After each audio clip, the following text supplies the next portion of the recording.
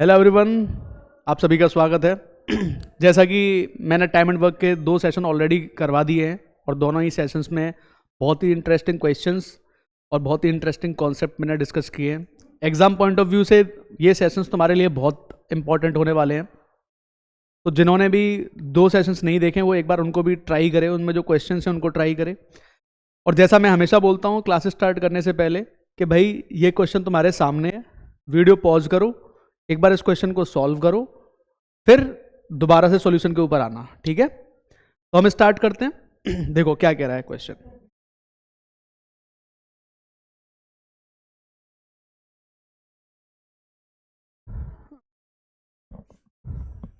चलो देखते हैं।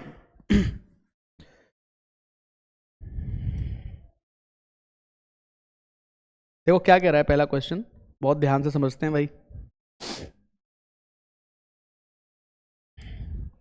देर are 3 companies P Q and R. 3 company है पी क्यू आर। पी और क्यू जो है can do a project in 2 years. P और क्यू मिलकर किसी प्रोजेक्ट को 2 साल में कर सकते हैं। क्यू और आर इसको 2 साल 8 महीने में कर सकते हैं और आर और पी इसको 4 साल में कर सकते हैं। ठीक है, तो time taken by company which is neither slower nor faster, मतलब बीच की कंपनी है, ना तो वो तेज है ना वो स्लो है। उसका टाइम हमें कितना बता दिया, Z+14 बता दिया गया है। Z+14 है, हमें बताना है वैल्यू ऑफ Z कितनी होगी। ठीक है, देखो ध्यान से, बहुत इजी क्वेश्चन है, लेकिन बस मैंने इसलिए लिया है क्योंकि यहाँ पर जो कैलकुलेशन है वो थोड़ी सी मंथ्स हैं, ईयर है, इस वजह से। देखो P का टाइम कितना है इसको सॉल्व करने के लिए, 2 साल का। ठीक है, 2 साल का। P और Q का है ना, Q और P अगर मिलकर करते हैं तो 2 साल का। Q और R अगर मिलकर करते हैं तो ये टाइम है 2 साल और 8 महीने का, यानी कि 2 साल कंप्लीट है और 8 महीने हैं, तो 8/12 यानी कि 2/3, यानी कि 8/3 ईयर्स हो जाएगा। 8/3 ईयर्स हो जाएगा। 8/3 ईयर्स इनका हो जाएगा। और आर और पी अगर मिलकर करते हैं तो ये काम कंप्लीट हो जाएगा हमारा 4 साल में, 4 ईयर्स में। तो यहाँ से इनका एलसीएम तो 8 आ गया भाई। ठीक है, तो इनकी एफिशिएंसी 4 आ जाएगी, इसकी एफिशिएंसी 3 आ जाएगी और इनकी एफिशिएंसी कितनी आ जाएगी, यहाँ से 2 आ जाएगी। ठीक है, 4 और 3 7 और 2 9, यानी कि अगर मैं देखूं तो 2 times of P + Q + R, इनकी जो कंबाइंड एफिशिएंसी आ रही है ये कितनी आ रही है भाई, 9, यानी कि 4.5। कितनी आ जाएगी, 4.5 आ जाएगी। अब जरा ध्यान देना, पी क्यू आर की कंबाइंड जो है 4.5 है, यानी कि 4.5। इसका मतलब अगर Q और P यहां पर हैं तो R की एफिशिएंसी 0.5 बन जाएगी। इसका मतलब Q और R यहां पर हैं तो P की एफिशिएंसी यहां पे 1.5 बन जाएगी, क्योंकि तीनों को ऐड करके 4.5 आना चाहिए और Q की एफिशिएंसी यहां पे बन जाएगी 2.5। तो मिडिल में कौन है भाई, मिडिल में P है, ना तो सबसे तेज है ना सबसे स्लो है, मिडिल में P चल रहा है। तो P कितने दिन में काम पूरा करेगा, तो 8/1.5, ये ईयर्स में आएगा, मल्टीप्लाई कर देंगे 12 से तो ये कन्वर्ट हो जाएगा मंथ्स में। ये 0 कर लिया, 15 8 120, यानी कि 64 ईयर, 64 मंथ्स। कितने मंथ्स आ रहे हैं, 64 मंथ्स आ रहे हैं। और हमें 64 की वैल्यू कितनी दी हुई है, Z+14। तो Z+14 की वैल्यू अगर 64 आ रही है तो Z की वैल्यू यहाँ से 50 आ जाएगी। Z की वैल्यू यहाँ से 50 आ जाएगी। यही हमसे पूछा है, find the value of Z। तो ऑप्शन नंबर सी हमारा करेक्ट हो जाएगा, 50। उम्मीद है बात समझ में आ गई होगी, बहुत ही आसान सा क्वेश्चन है, बस थोड़ा सा सोचना था, इसलिए मैंने क्वेश्चन तुम्हारे लिए लिया है। ठीक है, बढ़ते हैं नेक्स्ट आगे। देखो ध्यान से, a painter P started painting at 11 AM। Painter P जो है 11 बजे पेंटिंग स्टार्ट करता है and after 2 hours Q join him. 2 घंटे के बाद में Q उनको ज्वाइन करता है, तो वो इस टास्क को 7 बजे तक खत्म कर देते हैं। ठीक है, अगर वो दोनों इस टास्क को सुबह 11 बजे स्टार्ट करें तो वो इस टास्क को 6:30 बजे तक खत्म कर सकते हैं अगर वो दोनों एक साथ चलते हैं। तो अगर P अकेला इस टास्क को लेगा तो कितने टाइम में ये पूरा हो जाएगा? देखो, टोटल वर्क होता है एफिशिएंसी और टाइम को मल्टीप्लाई करना। तो P की एफिशिएंसी को मैंने P ले लिया और Q की एफिशिएंसी को मैंने Q मान लिया। अब मुझे एक बात बताओ तुम लोग, अगर P सुबह 11 बजे से काम करना स्टार्ट कर रहा है और शाम को 7 बजे तक काम कर रहा है, तो इसका मतलब मैं ये कह सकता हूं कि वो 8 घंटे काम कर रहा है P। तो 8 आवर्स का वर्क जो है P का, प्लस मैं टोटल वर्क की बात कर रहा हूं, यहां पे ध्यान देना थोड़ा सब लोग, टोटल वर्क की बात कर रहा हूं। फिर after 2 hours Q joined him, तो Q 2 घंटे बाद आ रहा है। तो P ने अगर 8 घंटे काम किया है तो Q ने डेफिनेटली काम किया होगा 6 घंटे, तो ये टोटल वर्क हो जाएगा। अब यही काम ये दोनों मिलकर पूरा करते हैं। अगर 11 बजे स्टार्ट करते हैं तो 6:30 बजे खत्म हो जाता है, यानी कि 7.5 घंटे। तो 7.5 घंटे इसमें, इसका मतलब P ने काम किया होगा और 7.5 घंटे इसमें Q काम करेगा। इसका मतलब ये है कि यहां से हमें एफिशिएंसीज निकालनी है। ये लाइन देने का मतलब क्या बनता है? ये लाइन देने का मतलब ये तो बनता है एफिशिएंसी के रेशियो निकाल पाओ आप। 8 में से 7.5 गए तो 0.5 P आ जाएगा, और 7.5 में से 6 गए तो 1.5 Q आ जाएगा। तो P और Q का रेशियो यहाँ पे जो आ गया वो कितना आ जाएगा भाई? 1.5 और 0.5 को हटा दिया जाए तो ये रेशियो जो बना तुम्हारा, ये रेशियो बना 3:1 का, यानी कि P की एफिशिएंसी 3 आ गई और Q की एफिशिएंसी आ गई 1। ठीक है, अब हमें कोई काम पूरा करवाना है P पे, तो क्या होता है भाई? टाइम निकालना होता है हमें। तो टाइम हमारा क्या होता है? वापस से टाइम क्या होता है? Total work upon efficiency. और यहां पर टोटल वर्क को किससे डिवाइड कर दोगे? P की एफिशिएंसी से, तो तुम्हारा टाइम निकल के आ जाएगा। तो अगला टास्क क्या है? टोटल वर्क निकालना। तो ये रहा टोटल वर्क, इसको उठा लेते हैं भाई। टोटल वर्क क्या है? जो 7.5 घंटे में P और Q दोनों मिलकर करते हैं। P और Q दोनों मिलकर कितना कर रहे हैं? 3 और 1 4, तो 7.5 को 4 से मल्टीप्लाई कर दो यार। तो इसका मतलब कितना है टोटल वर्क? 30 यूनिट है। तो टोटल वर्क हमारा 30 यूनिट आ गया। P की एफिशिएंसी कितनी है? 3 से कर दो इसको डिवाइड। तो P अकेला इसको कितने घंटे में पूरा कर देगा? 10 आवर्स में। P अकेला इसको कितने घंटे में पूरा करेगा? 10 घंटे में।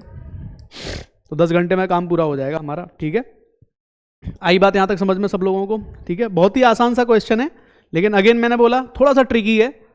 वापस से एक बार ट्राई करके देखना है इसको। ठीक है, देखो नेक्स्ट क्वेश्चन में पढ़ते हैं क्या कह रहा है।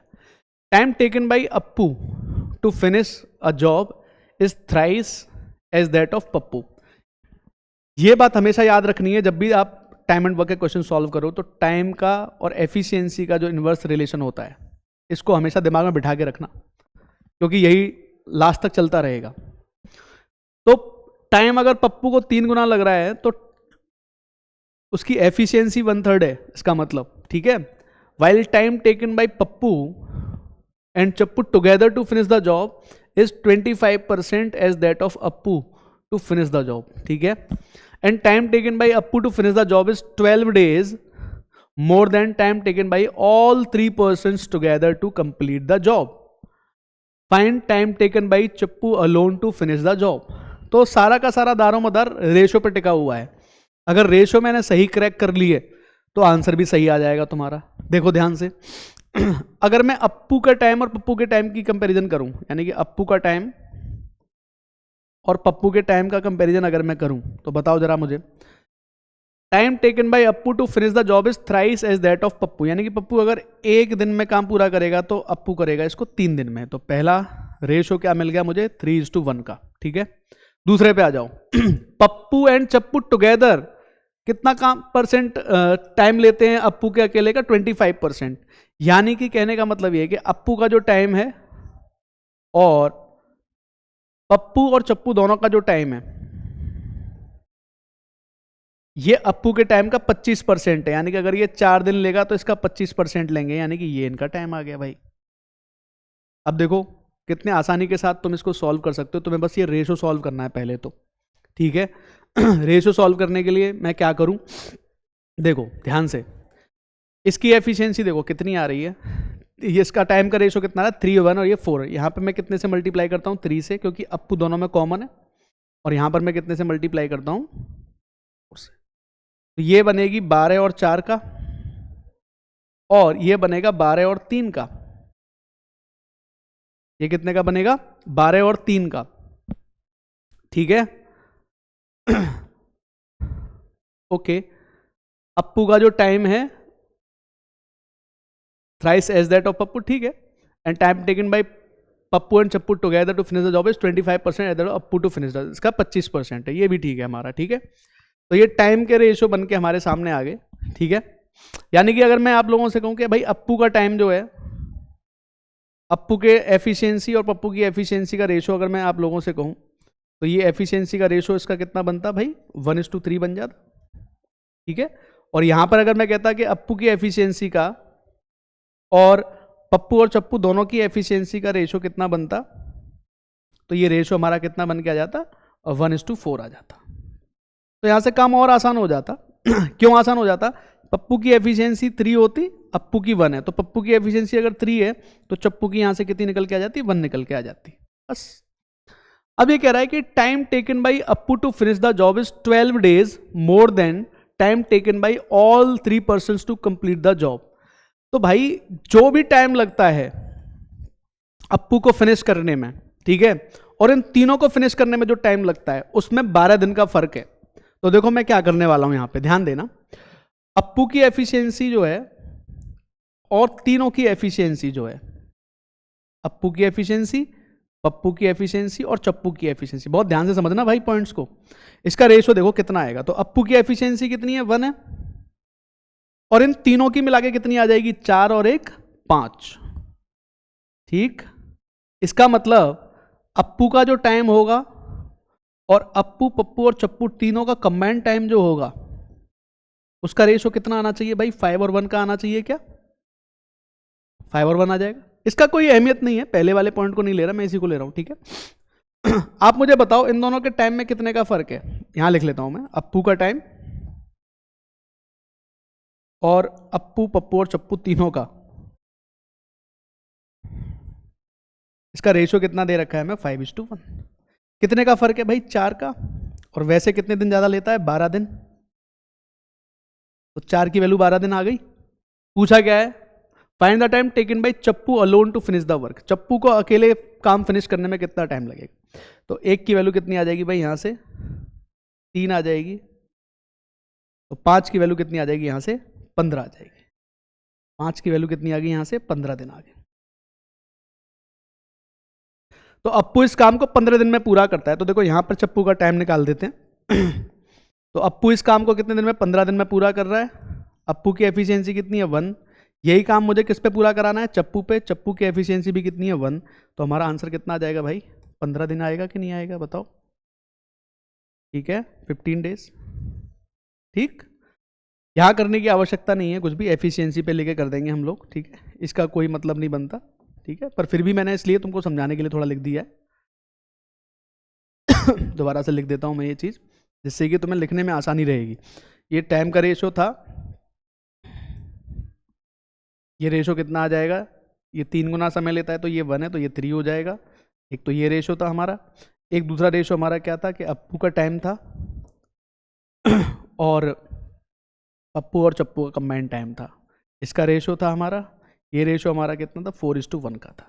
इसको पलट दोगे तो इनकी एफिशिएंसीज के रेशियो बन जाएंगे, एफिशिएंसी के रेशियो को लोगे उसका उल्टा टाइम का रेशियो बनेगा, टाइम के रेशियो लोगे तो टाइम का जो डिफरेंस है वो 12 दिन का दे रखा है, ये निकालना पड़ेगा, तब जाके इस क्वेश्चन का आंसर हमारा आ जाएगा। तो चप्पू का टाइम इस केस में कितना लगने वाला है, 15 दिन लगने वाला है। उम्मीद है बात समझ में आ गई होगी, ठीक है, नहीं तो वापस से देख सकते हो, आराम से देख लेना। देखो क्या कह रहा है next question, A and B alone can do a piece of work in 10 days and 12 days। ए अगर अकेला काम करे 10 दिन में कर लेगा, बी अकेला काम करे 12 दिन में कर लेगा। They work together for x days, वो दोनों मिलकर कितने दिन काम करते हैं, एक्स डेज काम करते हैं, और 55% काम कंप्लीट कर लिया। अब मुझे एक बात बताओ, जब ए का टाइम है और बी का टाइम तुम्हारे पास है ऑलरेडी, तो 55% भी निकाल ही सकते हो कितने दिन में पूरा करेंगे। सी जो रिमेनिंग वर्क है उसको x+2 days में कंप्लीट करता है, ठीक है, तो सी पूरे वर्क को कितने दिन में कंप्लीट करेगा, तो बहुत इजी है, ध्यान देना। A and B alone can do a piece of work in 10 and 12 days, है ना। देखो ए इस काम को पूरा कर रहा है 10 दिन में, बी कर रहा है 12 दिन में। अगर मैं चाहूं तो इसको आपको परसेंटेज से बता सकता हूं, क्योंकि ए करेगा 10% एक दिन में, बी करेगा 1/12 यानी कि 8.33, यानी कि 3 दिन में कंप्लीट कर लेंगे 55% अगर चाहेंगे तो, समझे। एक्स की वैल्यू 3 है तो 45% काम करेगा सी 5 दिन में, समझ गए। एक दिन में 9% करेगा वो, तो ये वाला आंसर बन जाएगा डी ऑप्शन।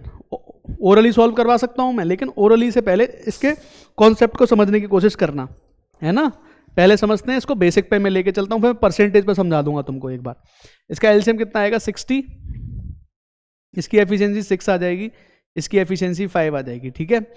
अगर मैं तुम लोगों से कहूं कि 55% काम कितने दिन में पूरा होगा, तो आप कहोगे सर 60 है, 60 का अगर मैं 55% यानी कि 11/20 कैलकुलेट करूं,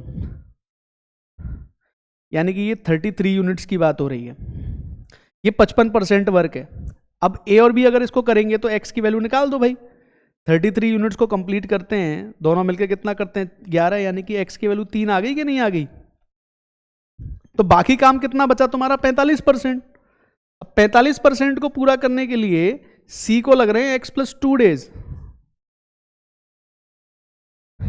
एक्स की वैल्यू कितनी है, 45% को पूरा करने में लगेंगे 3 और 2 5 दिन।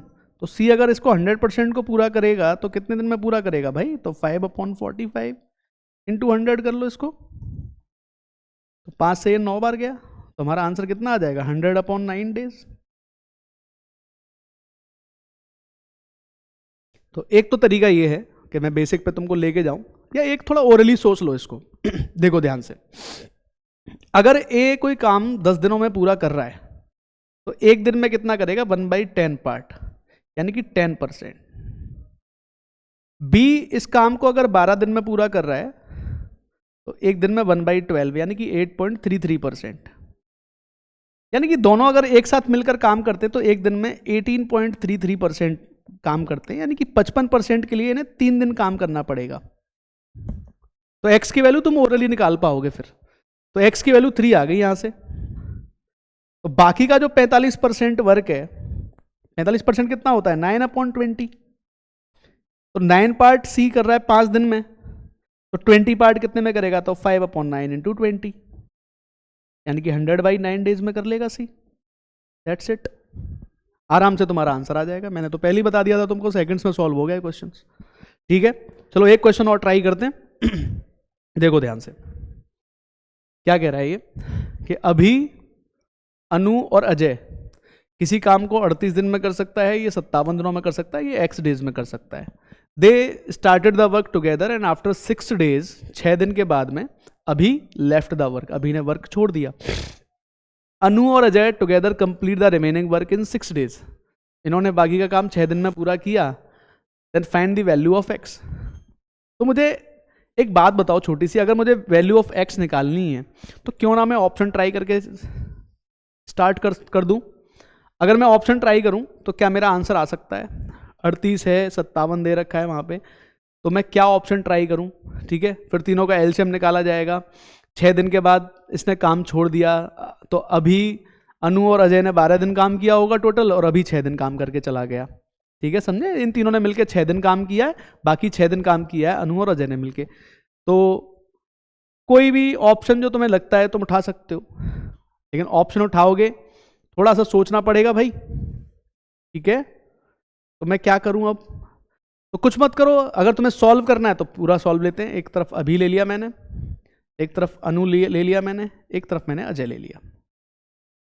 ये भाई 38 दिन में काम पूरा करता है, ठीक है, और ये 57 दिन में काम पूरा करता है, और ये x डेज में पूरा करता है, ठीक है, x डेज में पूरा करता है। अब मुझे एक बात बताओ आप लोग छोटी सी, कि अगर मैं सिर्फ अभी और अनु पे फोकस रखता हूं, सिर्फ अभी मैं अजय पे नहीं जा रहा हूं, समझना बात को बहुत ध्यान से। इनका एलसीएम कितना आएगा पहले इन दोनों का बताओ मेरे को, ठीक है। तो 19 है, 19 2 38 19 3 57, यानी कि 114 आ जाएगा क्या, ठीक है। इसकी एफिशिएंसी कितनी बन जाएगी 3, और इसकी एफिशिएंसी कितनी बन जाएगी 2 बन जाएगी। अब मेरी बात को थोड़ा ध्यान से समझो। अभी ने कितने दिन काम किया है? 6 दिन के बाद अभी ने काम छोड़ दिया, लेकिन अनु ने तो पूरे 12 दिन काम किया है ना। यानी कि इस काम को अभी ने किया है 6 दिन, अनु ने किया है 12 दिन, और बाकी का जो काम किया है वो किया है अजय ने। और अजय ने भी कितने दिन काम किया है? 12 दिन। और टोटल काम कितना पूरा हुआ भैया? 114 यूनिट। अगर तुम अजय का एक दिन का काम निकाल पाए तो तुम्हारी एक्स की वैल्यू निकल गई वहीं से, कुछ और सोचना नहीं है तुमको। देखो अभी कितना करता है? 3 × 6 प्लस अनु कितना करता है? 2 × 12, और बाकी अजय जो करेगा 12 दिनों में। और ये किसके इक्वल आ रहा है भाई? 114 के इक्वल आ रहा है। तो अजय का जो 12 दिन का काम है दैट इज इक्वल टू कितना है? तो 114 में से 24 और 18 यानी कि 42 माइनस कर दो भाई। ये 18 है, ये 24 है, यानी कि 114 माइनस 42 कितना आ जाएगा? जरा देख लेते हैं। ये 2 आ जाएगा और ये कितना आ जाएगा? 72। तो अजय का जो 12 दिन का काम है ना वो 72 यूनिट्स है। तो अजय का एक दिन का काम कितने यूनिट होना चाहिए भाई? 6 यूनिट होना चाहिए कि नहीं? आई बात अब समझ में? इसीलिए अगर अजय को ये 114 यूनिट काम पूरा करना है तो 114 को अगर वो 6 के हिसाब से पूरा करेगा तो वो 19 दिनों में पूरा कर पाएगा। इसीलिए मैंने कोई ऑप्शन उठाया नहीं था, क्योंकि ऑप्शन कोई मैच नहीं कर रहा था, क्योंकि ये दोनों 19 के मल्टीपल थे, 38 और 57।